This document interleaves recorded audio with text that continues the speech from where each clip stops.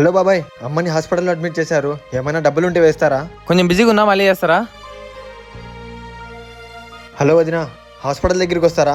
అమ్మకి తోడు నేను తప్ప ఎవరూ లేరు. నవాజ్, నేను ఒక్కదాన్నే రాలేను.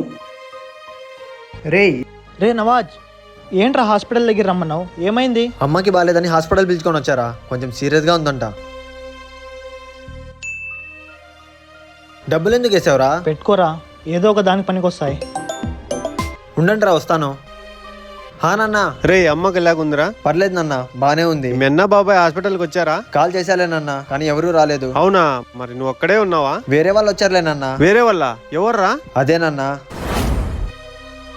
రే ఎక్కడికి వెళ్తున్నావు? నా ఫ్రెండ్స్ వచ్చారు నాన్న, అలా బయటికి వెళ్ళొస్తా. ఏంట్రా ఎప్పుడు ఫ్రెండ్స్ ఫ్రెండ్స్ అంటావు? బంధువుల ఇంటికి వెళ్ళమంటే వెళ్ళవు. ఏదైనా కష్టం వచ్చినప్పుడు బంధువులే వస్తారా, ఫ్రెండ్స్ రారు. నాన్న, ఈ బంధువులు ఎలాంటి వాళ్ళు, ఫ్రెండ్స్ ఎలాంటి వాళ్ళు నాకు తెలుసు. ఏదైనా కష్టం వచ్చినప్పుడు నీకే తెలుస్తాదిలే. ఇలాంటి ఫ్రెండ్స్ చాలా మందిని చూసా, గుర్తు పెట్టుకో, ఎవరూ రారు. నువ్వే చూద్దువులే నాన్న. నీ కథలన్నీ తెలిసినోడు స్నేహితుడు, ప్రతి కథలోని నీతో పాటే ఉండేవాడే నీ బెస్ట్ ఫ్రెండ్.